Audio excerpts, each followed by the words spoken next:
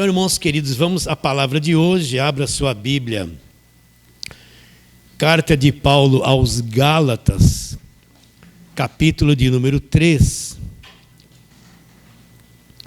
Nós vamos ler do verso 23 até o verso 29. Gálatas, capítulo de número 3, versos 23 a 29. Todos já acharam direitinho? Vamos ler juntos?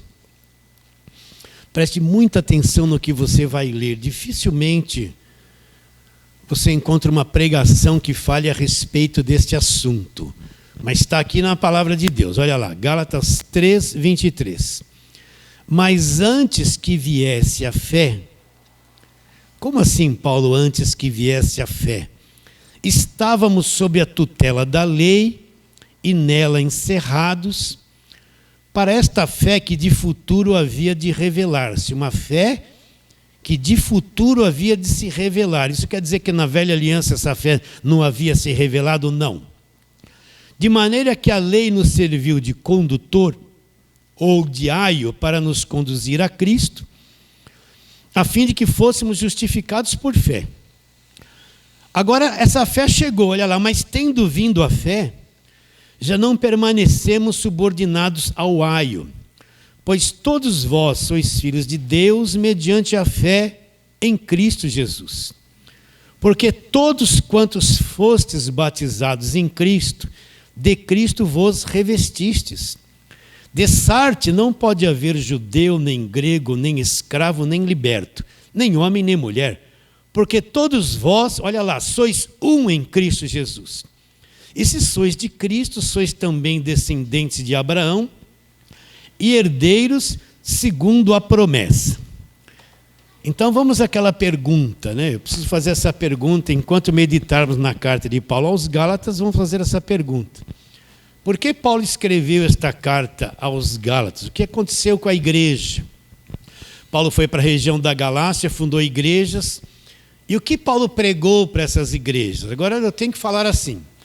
Paulo fez alguma campanha para alcançar alguma coisa? Não. Paulo levava a igreja a ficar subindo em monte para alcançar algum milagre, um benefício de Deus? Não. Paulo levava eles a fazer voto, sacrifício. Paulo distribuía algum objeto orado, olhinho de Israel. Olha que ele estava lá pertinho, arrumar óleo de Israel naquele tempo era uma coisa fácil. Ele dava um pouquinho de água do Rio Jordão. Paulo estava lá pertinho? Não. Paulo não fazia nada dessas coisas que nós vemos para ser praticadas dentro daquilo que se chama evangelho hoje. Paulo pegava uma réplica da Arca da Aliança e ficava andando no meio da igreja para a pessoa tocar na réplica da Arca. Não, porque Paulo sabe que a Arca da Aliança é coisa da velha aliança que acabou na cruz. Então o que Paulo pregou e ensinou para eles? Paulo ensinou o evangelho da graça de Deus. Baseado em quê? O que ele diz em Efésios 2,8? Porque pela graça sois o quê? Salvos. Mediante a fé. Agora vem uma parte bomba do versículo. Esta fé e esta graça, isto não vem de vocês. Vocês não produzem isso. Não vem de vós, não vem de vós. Não vem de vós. É um dom de Deus, é algo que vem de Deus, não vem de obras. Nada eu posso fazer a respeito disso, isso é uma ação de Deus. Não vem de obras para que ninguém se glorie. Então você quer ver uma coisa impossível para o homem? É salvar-se a si mesmo. Então, não existe nada que eu possa fazer que me dê condições de salvação. Não existe uma obra religiosa que eu faça, que Deus olhe para mim e fale assim: olha, você fez isso, você merece ser salvo, eu vou te salvar. Não existe. É impossível para o homem salvar-se a si mesmo. Está bem claro? O teu jejum não vai te salvar, a tua frequência na igreja não vai te salvar, a tua obediência à doutrina da igreja não vai te salvar, o teu dízimo não vai te salvar, as campanhas que você faz não vão te salvar. É impossível você produzir alguma coisa que lhe dê condições de salvação. Quem não entendeu isso ainda, ele está cego para o evangelho. A salvação é uma ação de Deus, que executa a salvação no homem. O homem não tem forças para se salvar. Está bem claro isso? Sim ou não? Então a pessoa fala assim, bom, então Deus me salvou pela graça. Agora Deus vai falar assim para mim, agora que eu te salvei pela graça, você se vira. Se vira aí, porque senão você vai perder a salvação. Deus fala isso no Evangelho? Não. Deus me salvou pela graça e Ele sabe que eu estou preso numa natureza humana maligna, programada para fazer coisa errada, programada para mais desobedecer do que obedecer, e eu não vou conseguir sustentar a minha salvação. Eu não tenho poder para me manter salvo. Você entende isso? Você não tem poder para se salvar, não tem. E não tem poder para se manter salvo. Você já chegou a esse entendimento? Eu não consigo ser um crente verdadeiro como o Evangelho me pede, eu falho. Eu penso coisa errada, eu falo mal dos outros, eu tenho sentimentos estranhos, eu julgo as pessoas com um olhar, dentro de mim eu julgo e condeno elas, mas não falo para ninguém. De vez em quando eu falo até uma mentirinha. Você já descobriu que você não tem condições de manter a sua salvação? Então, na graça de Deus, Deus me salva, Ele sabe que eu não tenho condições de me manter salvo. Então, Ele me mantém salvo. Ele me salvou e me mantém salvo. Só Ele tem poder de me fazer estar na presença dEle. Entende isso ou não? Então, você pode fazer tanta coisa. Mas o dia que você entender que quem te mantém salvo é Ele, não é o seu esforço, então você vai se entregar e falar, ah, Senhor, entendi a graça de Deus. E muitas coisas vão começar a mudar na tua vida de dentro para fora.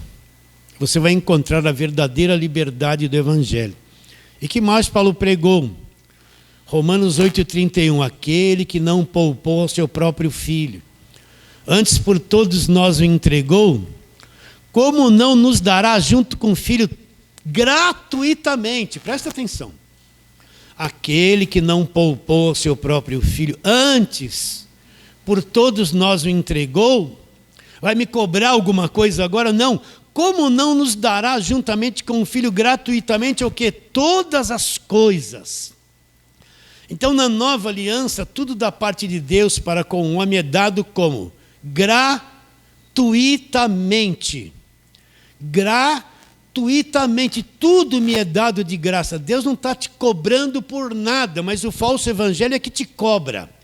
Porque o falso evangelho tem a mentalidade da velha aliança. Na velha aliança, tudo tinha um preço, tudo tinha uma oferta, tudo tinha um sacrifício, tudo tinha um voto. Era o homem fazendo coisas, se matando de fazer coisas para agradar a Deus.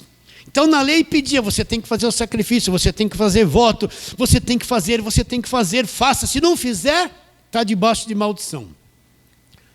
Na nova aliança, Cristo pagou o nosso preço na cruz.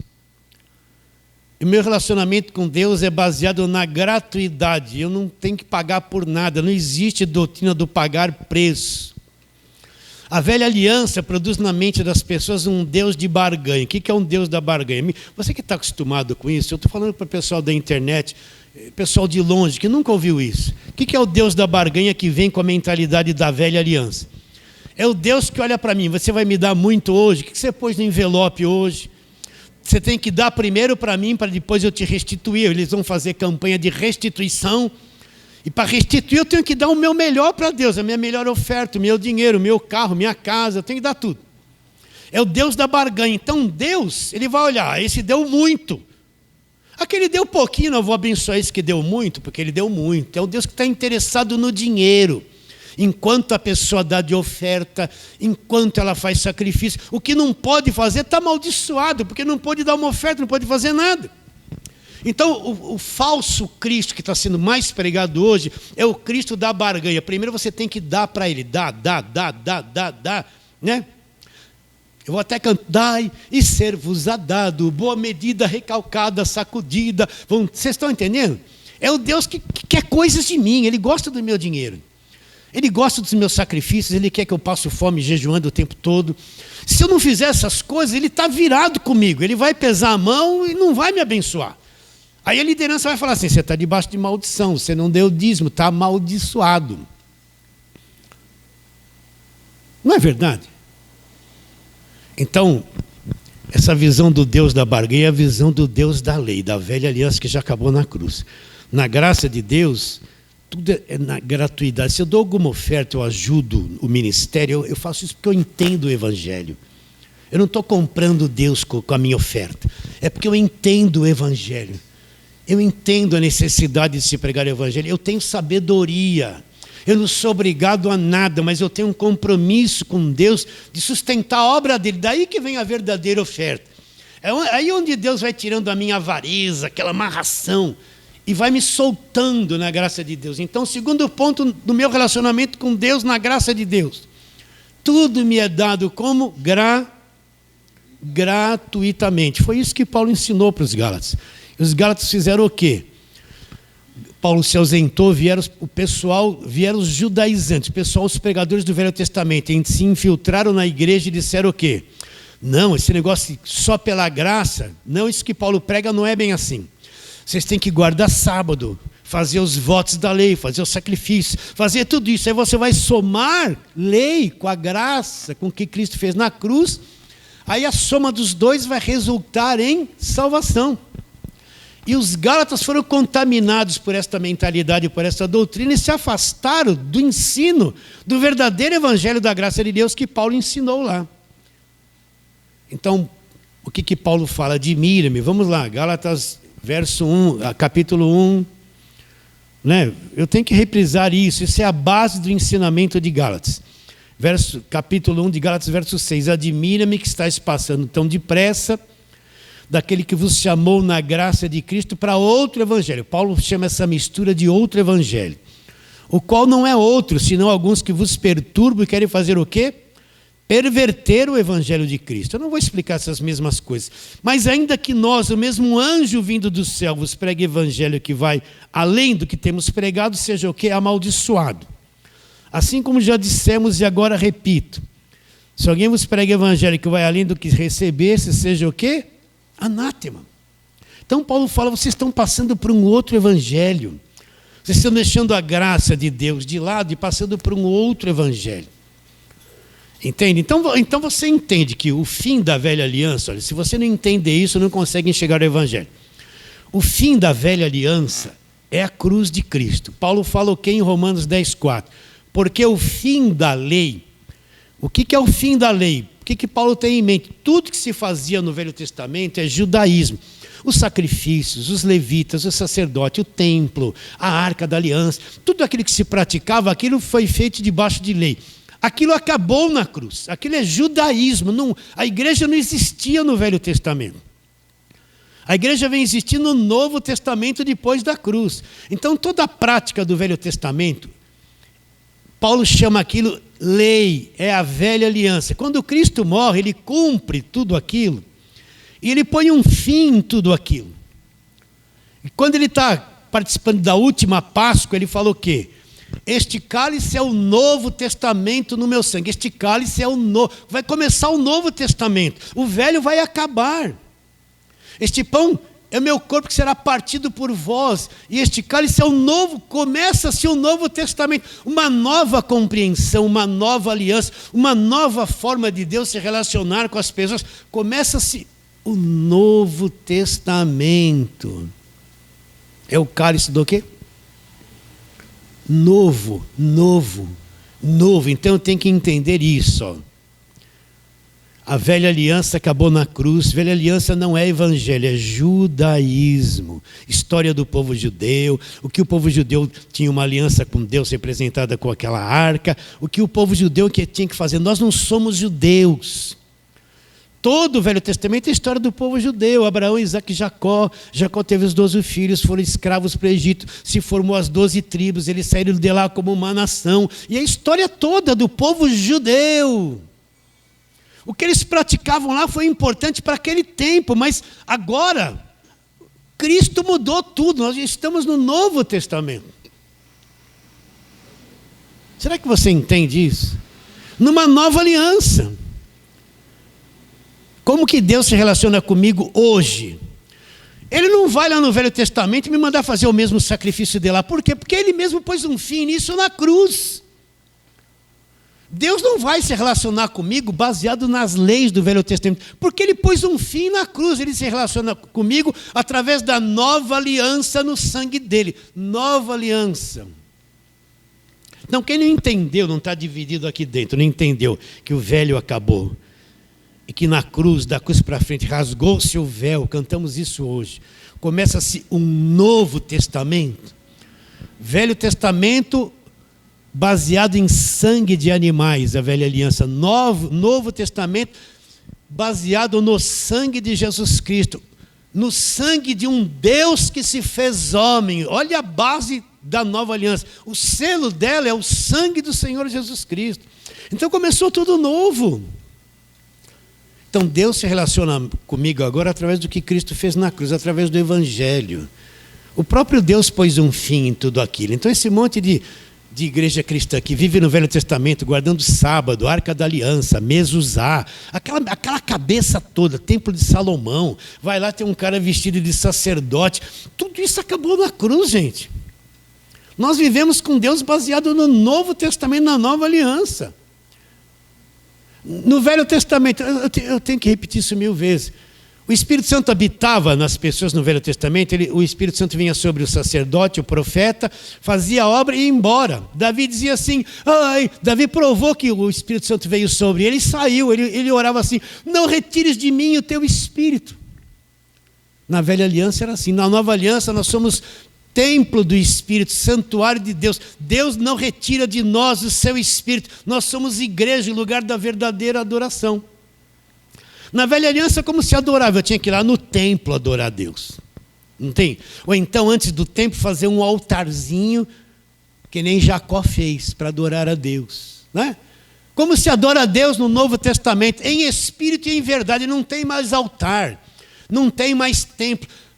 O que Jesus falou para a mulher samaritana? Vem a hora e já chegou que os verdadeiros adoradores adorarão o Pai, não é mais no monte, nem mais em Jerusalém, vão adorar o Pai em espírito. São esses que o Pai procura. Por que o Pai procura no tempo de Jesus os verdadeiros adoradores? E o templo estava em pé, eles estavam cantando no templo. Por que Deus não fala que tudo aquilo que se fazia lá era verdadeira adoração? Porque eram homens que não tinham nascido de novo, o Pai estava procurando. Se o Pai estava procurando é porque não tinha.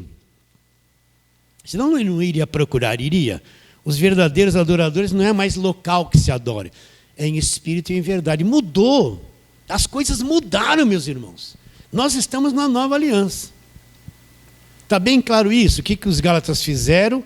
Eles largaram tudo isso que Paulo ensinou e ficaram escravizados pelo pessoal da lei. Paulo escreve essa carta para corrigi-los, exortá-los e mostrar para eles o mal que eles fizeram.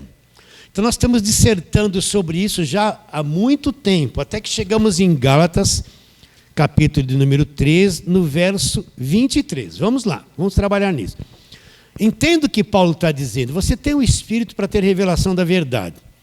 Mas antes que viesse a fé, estávamos sob a tutela da lei e nela encerrados, para essa fé que de futuro havia de revelar-se. O que Paulo está dizendo? Que antes que viesse a fé, ele está falando de um período que a fé não havia vindo ainda. Ela não tinha chegado ainda. Mas, pastor, Paulo está meio desviado, hein? Ele está dizendo que antes que viesse a fé, mas nós não vemos o pessoal crendo no Velho Testamento? Eles não creram no Velho Testamento? Claro que eles tiveram fé. Eles creram, fizeram coisas maravilhosas pela fé, não fizeram? Mas a pergunta é essa. O que eles entenderam do Evangelho da Graça de Deus no Velho Testamento? Nada. Nada. Eles não entenderam, porque o Evangelho da Graça de Deus vem ser revelado da cruz para frente. O que eles entenderam da carta de Paulo? Se você chegasse lá, nós vamos ler aqui, chegasse para Gideão, Gideão, você, com os seus 300, você venceu todos aqueles inimigos, hein, Gideão? Gideão vai falar para você, não, Deus me deu uma estratégia, foi assim, assim, com 300 nós vencemos. Aí você falava assim, Gideão, agora vou fazer uma perguntinha. Ele pode falar. Me fala um pouquinho sobre o Evangelho da Graça de Deus. Ele ia olhar para você e falar assim, olha, Eu sei que nós vencemos os medianitas com os 300 e tal, mas o que é isso que você está me dizendo? O que é evangelho da graça de Deus? O que eu sei é o que aconteceu aqui comigo. A gente estava oprimido e Deus nos libertou vencendo o inimigo. Mas evangelho da graça de Deus, ele não ia te falar nada a respeito. Por quê? Porque a cabeça dele não entendia nada do evangelho da graça de Deus. Entendiam? Ele ia te falar muito como vencer os medianites. Mas evangelho da graça de Deus? Cartas de Paulo, o que ele entendia de Romanos, de Gálatas, de Colossenses? Não entendia nada. Então você vai ver que a fé que Paulo está dizendo, uma fé nova que ia chegar, um novo conhecimento iria chegar, não era a mesma mentalidade do Velho Testamento. Aquele povo teve fé, muita fé, mas não entenderam nada do Evangelho, porque Cristo iria vir milhares de anos depois, rasgar o véu do templo e abrir-se um novo e vivo caminho, um novo conhecimento iria chegar. Então o que você vê hoje? Presta atenção. A maior parte das igrejas, elas só pregam o Velho Testamento, é a mentalidade judaica. Eles estão com aquela mesma cabeça. Vai haver uma pregação, vamos lá, rei Josafá. José prosperou. Vamos lá, caiu o fogo do céu, é hoje que vai. O vale de ossos secos. A cabeça deles estão voltada para o Velho Testamento o tempo todo. Quando eles entram em Mateus, Marcos, Lucas e João, é para falar assim, o demônio, casa vazia, a oferta da viúva pobre, se eles estão precisando de dinheiro, não é? E Jesus curou o leproso, vai te curar, olha a mulher do fluxo de sangue, levanta a mão, toca nas vestes de Jesus. E os pentecostais vão até Coríntios 12, revelação, visão, profecia, e voltam para o Velho Testamento o tempo todo. Trazem os símbolos do Velho Testamento, tudo dentro da igreja, os símbolos judaicos, que não tem nada a ver com o Evangelho. Então, uma coisa eu tenho que entender, hoje, nós estamos com a palavra fechada, completa. Hoje nós temos uma compreensão do Novo Testamento, nós conhecemos muito mais que eles, nós conhecemos a história deles, mas eles não conheceram a nossa história porque ia acontecer milhares de anos depois. Eles tiveram fé para aquele tempo, debaixo da lei, mas não tiveram a fé do Evangelho com o conhecimento que nós temos hoje.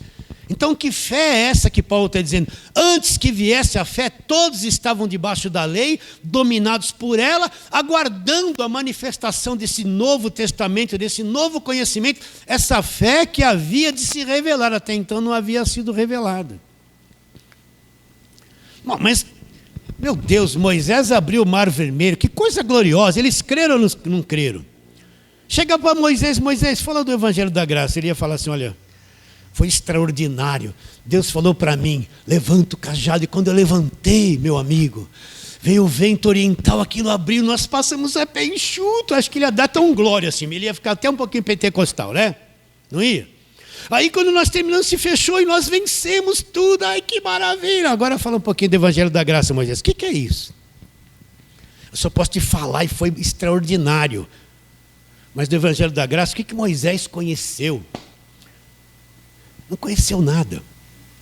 Porque ia acontecer milhares. Nesse tempo que eles atravessaram o Mar Vermelho, nem a lei havia sido dada ainda. Mais para frente é que Deus vai trazer a lei através de Moisés. Então, em que fé você está? Fé do Velho Testamento ou fé do Novo Testamento? Se você está na fé do Velho Testamento, você está debaixo do jugo da lei. Você é que nem um judeu. Você está chamando Jesus de Yeshua HaMashiach, né? Você vê um monte de coisa. Jesus não é Jesus, né? Está guardando sábado, está fazendo os votos da lei, está lá sendo castigado com Malaquias 3, roubará o homem a Deus, em que me roubar, com maldição sois amaldiçoados. O crente vai ficando assim, coitado. Aí o filho dele precisava comprar um remédio para o filho, não vai, ele vai dar o dízimo, o filho vai ficar sem remédio. Mas ele vai dar o dízimo, porque o devorador vai pegar ele. Vocês estão entendendo ou não? Olha como está tão claro isso. Olha, só o Espírito para fazer você entender. Eu demorei 20 anos para entender esse arroz com feijão. 20. Eu estou te falando, não está escrito ali, o que eu estou te falando não está escrito. Então vamos para Hebreus 11, vamos ler algumas coisas da fé do pessoal do Velho Testamento. Vamos lá. Hebreus 11 é o capítulo dos heróis da fé, né? Da fé. Vamos lá. Hebreus 11 vai falar da fé. Vamos ler do verso 6, porque é bastante grande, só para nós ganharmos mais tempo. Hebreus 11, 6. De fato, ele está dizendo, sem fé é impossível agradar a Deus, porquanto é necessário que aquele que se aproxima de Deus creia que Ele existe e que se torna o galardoador dos que o buscam. Olha lá, pela fé Noé, divinamente instruído acerca dos acontecimentos que ainda não viam, sendo temente a Deus, aparelhou uma arca para a salvação da sua casa, pela qual condenou o mundo e se tornou herdeiro da justiça que vem da fé. Espera um pouquinho. Se você perguntasse para Noé, fala um pouquinho do Evangelho da Graça de Deus, ele ia falar o que para você? Eu preciso construir uma arca. Deus falou que vai vir um dilúvio e vai destruir tudo isso aí. Ele não sabia nada, mas ele foi uma pessoa de fé. Fé para aquele trabalho que ele tinha que fazer. E vocês estão entendendo? A arca era um tipo de Cristo lá no futuro que nós iríamos entrar nele e o mundo vai ser condenado e nós vamos ser salvos, mas Noé não entendeu nada disso. Continua a leitura. Verso 8. Pela fé Abraão, quando chamado, obedeceu, a fim de ir para um lugar que devia receber por herança e partiu sem saber para onde ia. Pela fé peregrinou na terra da promessa, como em terra alheia, habitando em tendas com Isaque e Jacó, herdeiros da mesma promessa, porque aguardava a cidade que tem fundamentos, do qual o arquiteto e edificador é Deus. Né? Vamos um pouquinho mais para frente. Mas agora, vamos no verso 17. Pela fé Abraão, quando posto à prova, ofereceu Isaque, estava mesmo a sacrificar o seu unigênito, para aquele que acolheu alegremente as promessas, a quem se tinha dito, Isaque será chamado a sua descendência, porque considerou que Deus era poderoso, até para ressuscitá-lo dentre os mortos, de onde também figuradamente o recobrou. Se você chegasse para Abraão é chamado o pai da fé? Sim. Mas o que Abraão entendeu do Evangelho da Graça de Deus? Ele tinha uma promessa. Abraão, sai do meio da tua parentela, que era tudo idólatra, vai para um lugar que eu vou te mostrar, eu vou te fazer uma grande nação através de você. Ele ficou 25 anos esperando um filho de descendência que não teve. Quando ele estava bem velhinho, fraco, Deus operou um milagre nos dois velhinhos, eles ficaram aquecidos, né? E eles geraram, Abraão ficou aquecido e gerou Isaque. Mas se você chegasse para Abraão, quando você estava lá no monte para sacrificar o seu filho, me fala alguma coisa sobre o Evangelho da Graça de Deus. Ele ia dizer assim para você, olha, Deus falou que eu tenho que sacrificar meu filho, eu vou obedecer. Uma fé indestrutível. Mas o que ele entendeu do Evangelho da Graça de Deus? E quantas igrejas usam esse texto do sacrifício de Isaque para tomar o dinheiro das pessoas? Não é verdade? Isaque é o melhor que você tem que dar tudo que você tem. Abraão deu o melhor, e você tem que dar tudo que tem. Campanha, dá o seu Isaque. Tudo coisa enganosa, gente. Isso não é evangelho. Não é evangelho, isso é enrolação, é exploração. Se você chegasse para Abraão fala um pouquinho sobre Romanos, carta de Paulo, ele fala, o que é isso? O que são essas pessoas? Ele teve fé para o tempo dele. Eu não vou pregar a mesma fé que ele teve ali, porque eu vou levar você a fazer o que ele fez ali, sacrificar, ter aquela mesma cabeça, fazer altar. Não é isso a fé do Novo Testamento, é um novo conhecimento. Vamos em frente? Eu tenho que correr, tá? Vamos em frente. Olha lá, agora vamos entrar. Vamos entrar em Moisés, ainda antes da lei, lá, pela fé, verso 23. Moisés, apenas nascido, foi ocultado por seus pais durante 3 meses, porque viram que a criança era formosa. Também não ficaram amedrontados pelo decreto do rei. Pela fé, Moisés, quando já homem feito, se recusou a ser chamado filho da filha de Faraó, preferindo ser maltratado junto com o povo de Deus a usufruir prazeres transitórios do pecado, porque considerou o opróbrio de Cristo por maiores riquezas do que os tesouros do Egito, porque contemplava o galardão. Pela fé abandonou o Egito, não ficando amedrontado com a cólera do rei, antes permaneceu firme como quem vê o invisível. Pela fé celebrou a Páscoa, o derramamento de sangue para que o exterminador não tocasse nos primogênitos dos israelitas. Pela fé atravessaram o Mar Vermelho, como por terra seca. Tentando os egípcios, foram tragados. Moisés teve fé, gente. Teve fé, abriu o Mar Vermelho, fez tudo direitinho. O que ele conheceu do Evangelho da graça de Deus, da cruz de Cristo, da nova aliança no sangue de Jesus? Não conheceu nada. Teve uma fé poderosíssima para a ação de Deus no tempo dele. Agora eu vou pregar a fé de Moisés. Levanta o cajado, vou dar um montão de cajadinho ungido na igreja. Você vai pagar uns R$1.000 por cada um deles. Não leva a mal que fala assim? Isso aí, quem está escravizado nisso vai ouvir na internet e vai se libertar. Aí vai falar assim, pega esse cajadinho de Moisés, chega na tua casa, em nome de Jesus, sai demônio, sai, vai, tudo, seu filho vai ficar bonzinho, teu marido vai vir para a igreja, você vai arrumar bastante dinheiro, vai trocar de carro. Essa é a pregação falsa. E a pessoa vai... Veio um irmão aqui, me trouxe uns 40 negócios ungidos. Tem lá em casa, dá para abrir uma banquinha ali em frente a uma igreja, aí fala assim, vende-se coisa ungida, lá eles entregam coisa ungida. Eu vou abrir uma banquinha lá, é tudo deles, vende aqui, compre e tal. Vou ganhar uma grana lá. Ele me trouxe até uma caneta, que ele deu uma oferta de R$1.000 para ter a caneta, porque tudo que ele ia assinar ia dar certo no negócio dele. Não deu, se afundou. Vocês estão entendendo? Sim ou não? Agora eu perdi o ponto. Quem vai me ajudar aqui? Eu perdi o ponto que eu estava falando. Quem está empolgado aqui, né? De Moisés, né? Está falando de Moisés. É do cajadinho dele. Então, olha bem a cabeça de Moisés. De acordo com a visão que você tem da nova aliança, você vê que ele teve fé, uma fé extraordinária. Tudo isso antes da lei. Eu estou te falando fé antes da lei. Vamos ver a fé depois da lei. Mas eles não conheceram o Evangelho da graça de Deus. Paulo está dizendo uma fé futura. Uma fé que havia de vir, uma coisa nova, um novo entendimento, uma nova aliança. Continua a leitura, agora depois da lei, verso 30. Aqui já tinham dado as tábuas da lei. Pela fé, ruíram as muralhas de Jericó, depois de rodeada por 7 dias. Eu cantava, vem com Josué lutar em Jericó, Jericó, e as muralhas ruirão. Agora grita, vai cair os mal, vai cair o demônio, essa campanha das muralhas. Eles derrubaram as muralhas pela fé? Claro. Mas o que essa gente aqui entendia do Evangelho da graça de Deus? Absolutamente nada. Porque não havia começado o Evangelho da graça de Deus. Foi pela fé que eles derrubaram a muralha? Mas não entenderam o Evangelho da graça de Deus, que era uma coisa futura que havia de se manifestar. Agora eu vou levar você a fazer campanha da muralha.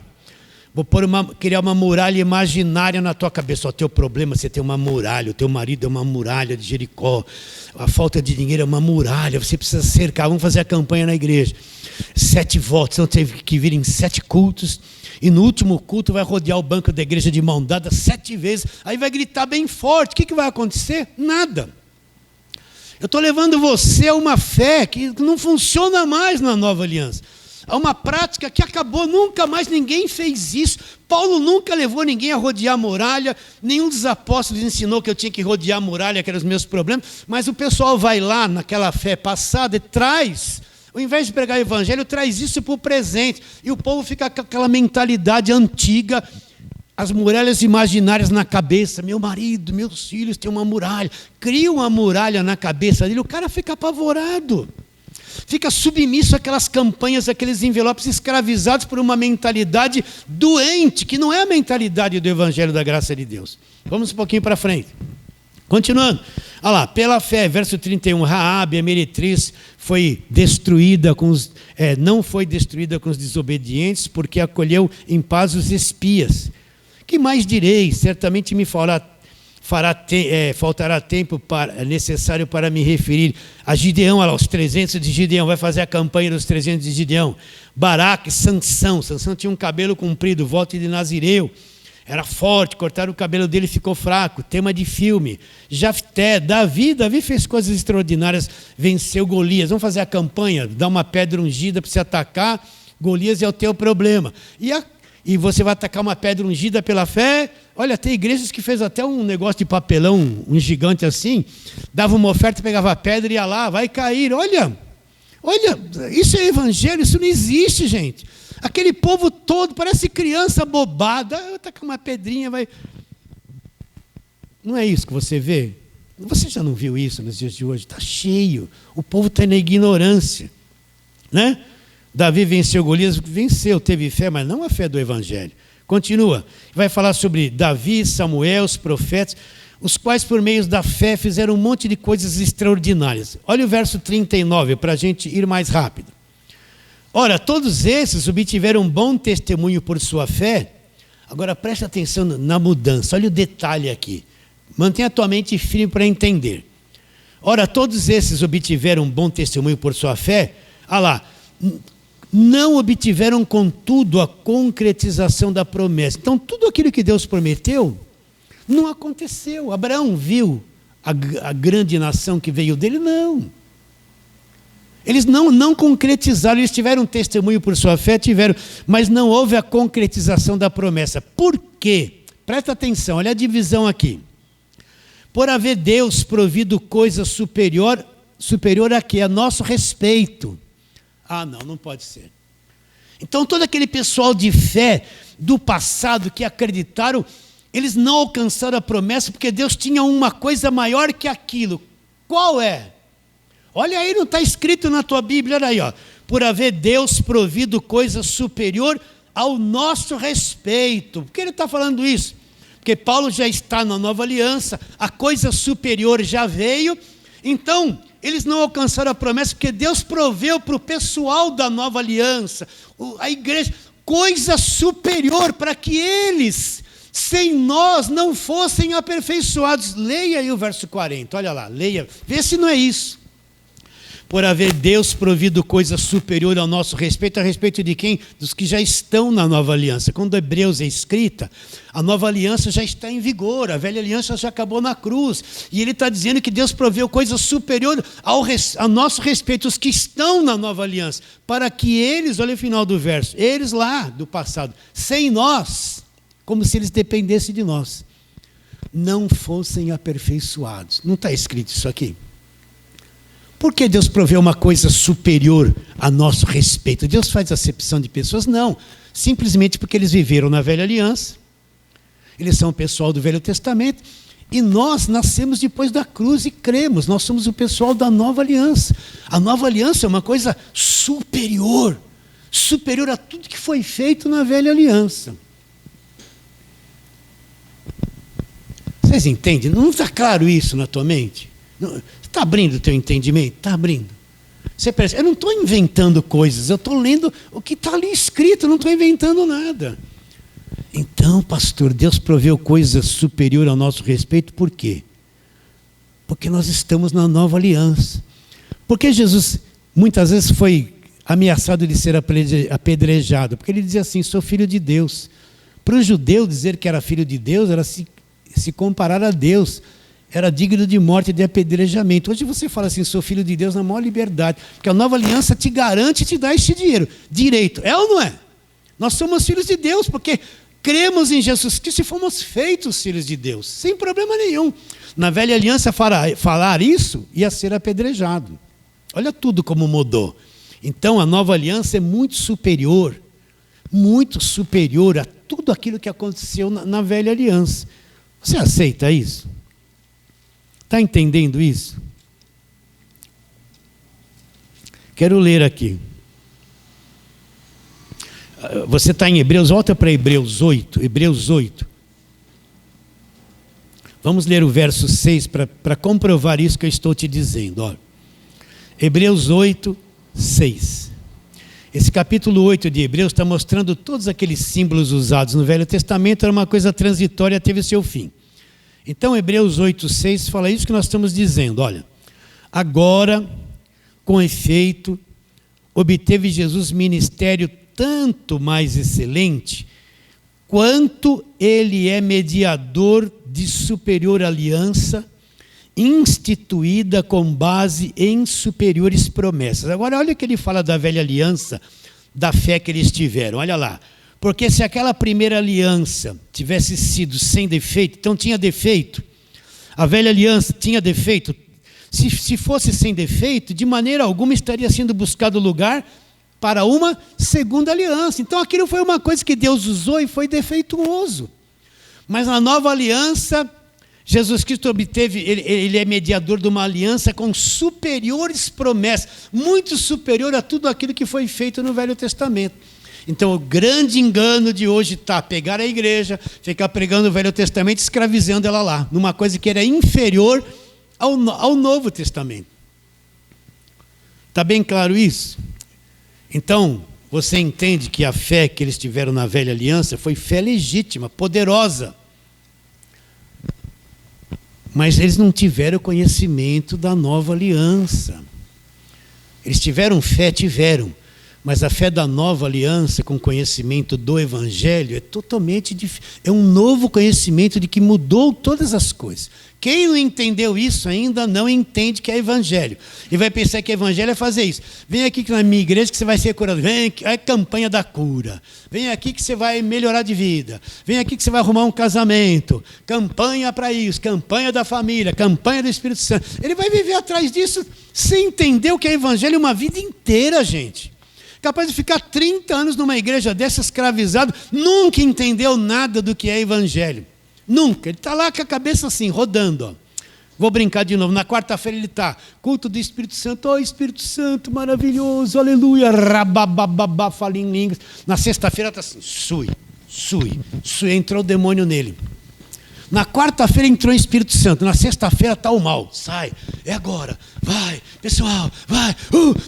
Sai. Todo mundo joga para trás. O que está na última fileira está perdido, porque vai pegar tudo nele. Veio de lá para frente assim, que nem dominó.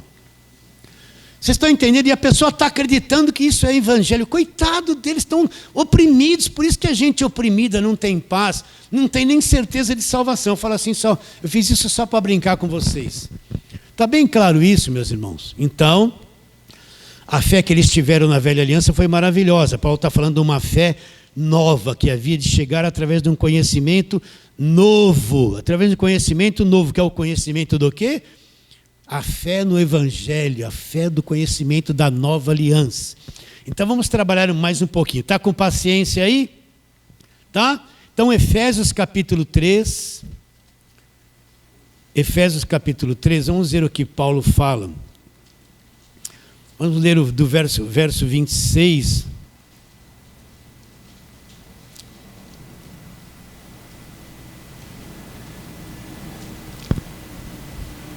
Não, Efésios 3, 5 a 9, vamos lá. O qual em outras gerações, olha, vamos ler o 3. Pois segundo uma revelação me foi dada a conhecer esse mistério, conforme escrevi há pouco, resumidamente, pelo que, quando ledes, podeis compreender o meu discernimento do mistério de Cristo, o qual em outras gerações não foi dado a conhecer. Então presta atenção, esse mistério de Cristo não foi dado a conhecer em outras gerações. Quais gerações? As gerações que viveram debaixo da lei, que antecederam o apóstolo Paulo. Ele está dizendo que esse mistério de Cristo não foi dado a conhecer a eles. Está escrito isso aí ou não? Então eles não conheceram, continua. Vou ler o verso 5 de novo. O qual em outras gerações não foi dado a conhecer aos filhos dos homens, como agora foi revelado aos seus santos apóstolos e profetas. A saber, que os gentios são co-herdeiros, membros do mesmo corpo, coparticipantes da promessa em Cristo Jesus, por meio do quê? Não da lei, mas do Evangelho, do qual foi constituído ministro conforme o dom da graça de Deus, a mim concedida segundo a força que operante do seu poder. A mim, o menor de todos os santos, foi dado esta graça de pregar aos gentios o quê? A lei não, o Evangelho das insondáveis riquezas de Cristo, e manifestar qual seja a dispensação do mistério, desde os séculos, já lá, oculto em Deus, que criou todas as coisas. Então o Evangelho, para o pessoal do Velho Testamento, era uma coisa que estava oculta em Deus, era um mistério, era uma coisa que ninguém sabia que ia se manifestar com a vinda de Cristo, eles só sabiam que um dia o Messias viria. Mas o que acontecia depois da vinda dele e da morte deles na cruz, eles não sabiam. Então era uma coisa que estava oculta, guardada para ser revelada. Quando se cumpre o tempo, Jesus Cristo vem aqui na terra, estabelece a nova aliança, remove a velha aliança, estabelece a nova aliança no sangue dele. Então Deus vai revelar esse mistério que era oculto, que passa, não é mais mistério agora, vai ser revelado o Evangelho da graça de Deus. Colossenses capítulo 1, vamos lá, Colossenses, Efésios, Filipenses, Colossenses capítulo de número 1.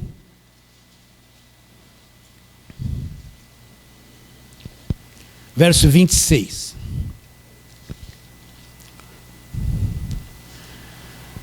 Então diz assim, ó. Todos acharam? Vê se está aí na tua Bíblia mesmo. O mistério que estiver oculto, o que, pastor? Olha aqui, ó. Um mistério que estava o quê? Oculto, não era conhecido. O mistério que estiver oculto dos séculos e das gerações, de quem esteve oculto esse mistério? Dos séculos, tudo passado, e das gerações passadas. Eles não conheceram isso. O mistério que estiver oculto dos séculos e das gerações, agora, todavia, se manifestou a quem? Aos seus santos. Quem são os santos que estão presentes? Os santos da nova aliança, os salvos do Novo Testamento. Esses são os santos. A igreja do Colossenses era santa. Se manifestou aos seus santos, o qual Deus quis dar a conhecer qual seja a riqueza da glória deste mistério entre os gentios. Isto é, Cristo em vós, esperança da glória, o qual nos anunciamos advertindo a todo homem, ensinando todo homem em toda a sabedoria, a fim de que apresentemos todo homem perfeito em Cristo. Para isso é que também eu me afadigo, me esforçando-me o mais possível, segundo a eficácia que opera eficientemente em mim. Então existia um mistério que estava oculto, né, das gerações passadas, agora se manifestou. Qual era esse mistério que Paulo teve revelação? O Evangelho da graça de Deus, que no Evangelho, Cristo estaria em nós, Cristo em vós. Deus tem uma glória. E a glória de Deus tinha uma esperança. A glória não é uma mulher, tá? É a glória de Deus. Tinha uma esperança. E qual é a esperança? Nos salvos, ver Cristo em cada um de nós. Essa era a esperança da glória. E hoje Cristo está em cada um de nós, está em cada um de nós. Cumpriu-se a esperança da glória. Quem entenderia isso no tempo de Abraão, Isaac, Jacó, Moisés, Gideão, Davi? Não entenderam nada. Então esse conhecimento do Evangelho é uma coisa nova, viva, que Deus era um mistério para o pessoal do passado e Deus revelou isso depois da morte de Cristo na cruz. É um novo conhecimento, uma nova fé, não baseado mais no Velho Testamento. Está escrito isso na sua Bíblia. Primeira carta de Paulo aos Coríntios, volta. Primeira carta de Paulo aos Coríntios, capítulo número 2. Paulo fala a sabedoria, né? A sabedoria. Então, capítulo 2, verso 6. Paulo fala assim. Acha aí para acompanhar a leitura direitinho. Depois releia esses textos. Entretanto, expomos sabedorias entre os experimentados.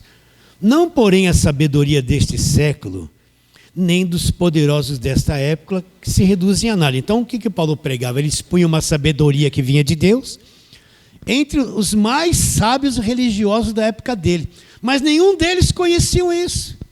Eram os experimentados que não conheciam o que Paulo pregava. Por isso que a maior parte dos judeus queriam matar Paulo, dizia que Paulo queria destruir a religião deles, queriam prender, apedrejar Paulo, porque via Paulo pregando, acabou a nossa religião, acabou a lei, tudo é pela graça, aquilo tudo do Velho Testamento acabou. Os judeus ficavam com ódio de Paulo, porque Paulo pregava o fim da velha aliança, que tudo aquilo havia acabado, e de fato havia acabado mesmo na cruz. Continua a leitura, verso 7. Mas falamos da sabedoria de Deus em mistério, olha lá, outrora oculta, estava oculta, ninguém conhecia, o qual Deus preordenou desde a eternidade passada, para quê? Para a nossa glória, para a glória dos que estiverem na nova aliança. Foi determinado lá no passado, então Deus ocultou esse conhecimento, fez toda aquela obra no Velho Testamento. Quando Cristo vem, ele vai pôr esse conhecimento para fora, o conhecimento da igreja, da salvação pela graça. Ele pôs para fora, não é mais mistério, o mistério foi revelado. Sim ou não? Verso 8. Sabedoria essa que nenhum dos poderosos desse século conheceu. Porque se tivesse conhecido, jamais teria o crucificado o Senhor da glória. Como está escrito, olha lá. Não, nem olhos viram, nem ouvidos ouviram, nem jamais penetrou no coração humano o que Deus tem preparado para aqueles que o amam. Então o que Paulo está dizendo? Através dos meus ouvidos, dos meus sentimentos, das minhas emoções, da minha alma humana, eu não consigo conhecer essa sabedoria. Eu não consigo entender, eu não consigo me aprofundar, eu não tenho mecanismos em mim mesmo para me aprofundar nesse conhecimento profundo, se Deus não abrir o entendimento e não me revelar. É isso que ele vai falar na sequência dos versos, olha lá. Então, Paulo, como você ficou conhecendo isso e como nós estamos conhecendo isso? Verso 10. Mas Deus nos revelou pelo Espírito, porque o Espírito a todas as coisas perscruta, até mesmo as profundezas de Deus. Porque qual dos homens sabe as coisas do homem, senão o seu próprio Espírito que nele está? Assim também as coisas de Deus, ninguém as conhece, senão o Espírito de Deus. Agora olha o verso 12, presta atenção. Ora, nós não temos recebido o Espírito do mundo, e sim o Espírito que vem de Deus. Quem é o Espírito que vem de Deus? É o Espírito Santo. Você tem o Espírito Santo habitando em você aí? Tem ou não? Então nós não recebemos isso, nós somos igreja, nós não recebemos o Espírito do mundo. Nós não temos nada a ver com esse Espírito do mundo. Nós recebemos o Espírito que vem de Deus. Cada um de nós é selado com o Espírito Santo da promessa, o Espírito que vem de Deus. E por que eu recebi o Espírito Santo? Só para ficar gritando glória? Olha lá o que Paulo fala. Ora, nós não temos recebido o Espírito do mundo, e sim o Espírito que vem de Deus, para que conheçamos o que por Deus nos foi dado, fazendo voto, fazendo sacrifício, pagando dízimo.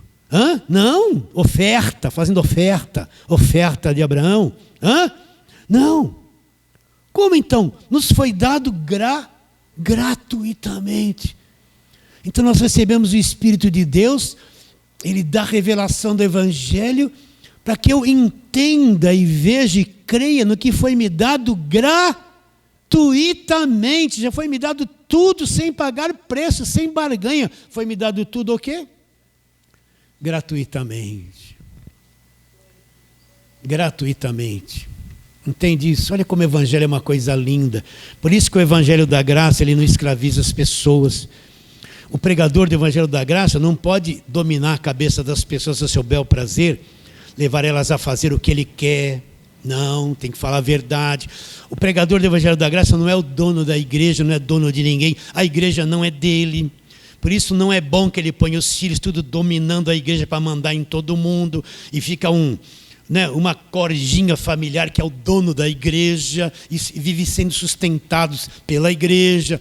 Está ouvindo isso que eu estou te dizendo? Não, nós não somos donos da igreja. Nós não mandamos na igreja, não mandamos na vida de ninguém. O pregador da graça de Deus tem que falar a verdade, deixar todo mundo solto para pensar. O pregador da graça não manda na vida de ninguém, não controla. Se ele fizer isso, ele não é o pregador da graça de Deus, porque quer mandar na vida das pessoas. Entende ou não?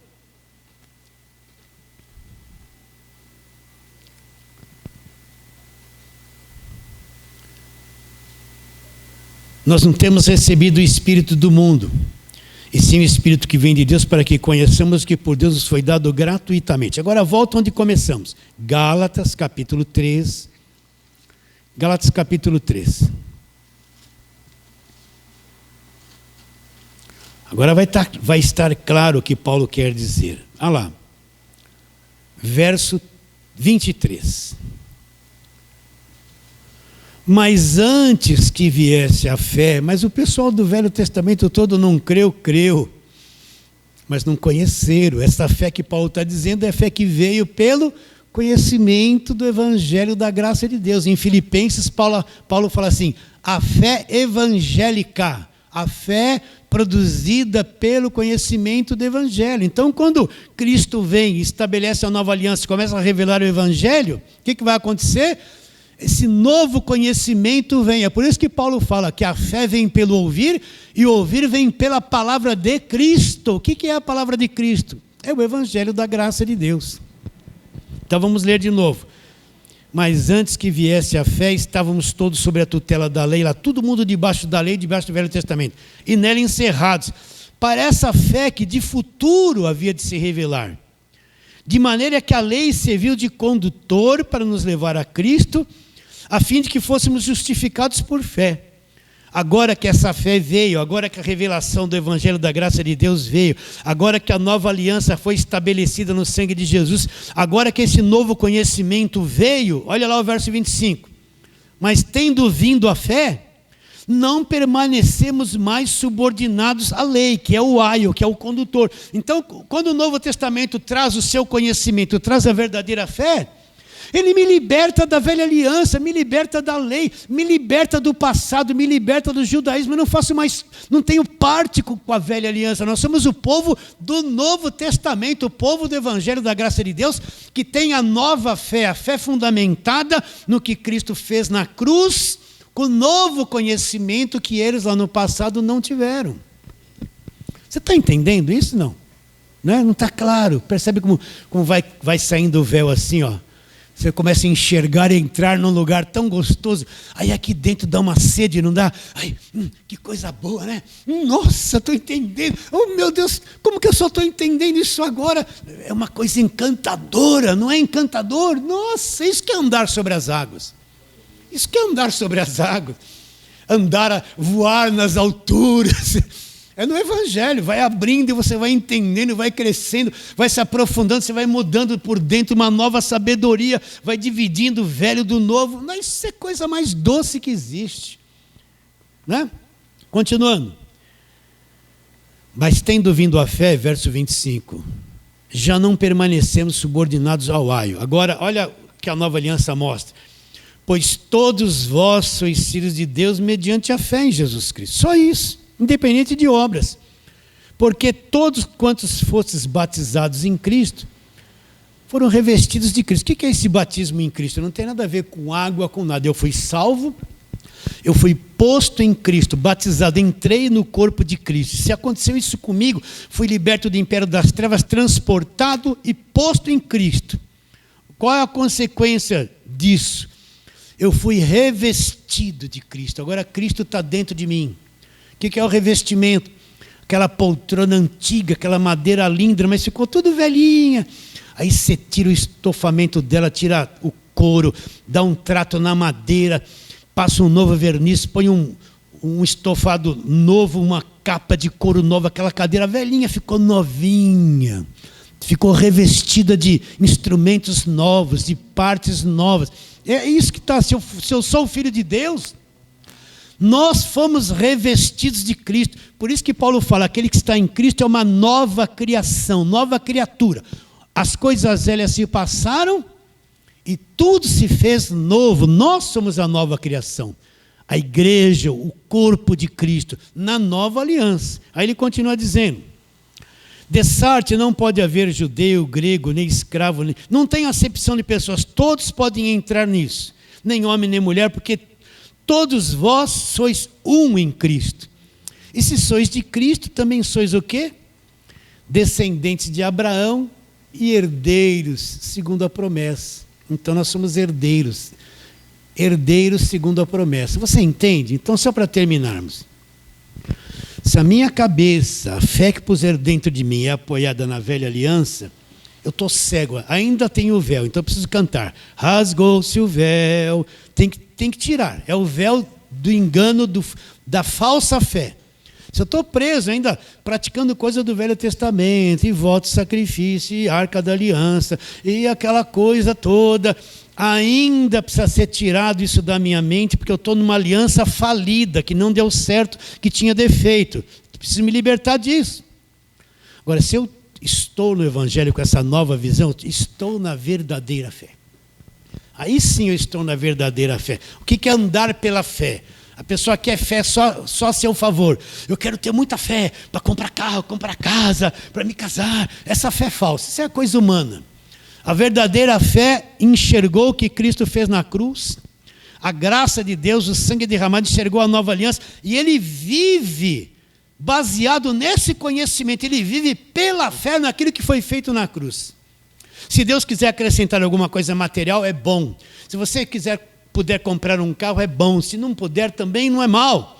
Se tiver um super emprego, é bom. Tomara que você tenha. Mas e se não der, não é nada disso viver pela fé. A pessoa quer uma fé que resolva a vida dela humana. Isso não é a fé bíblica. Não é a fé evangélica. Andar pela fé é o seguinte, eu entendi tudo que foi feito na cruz.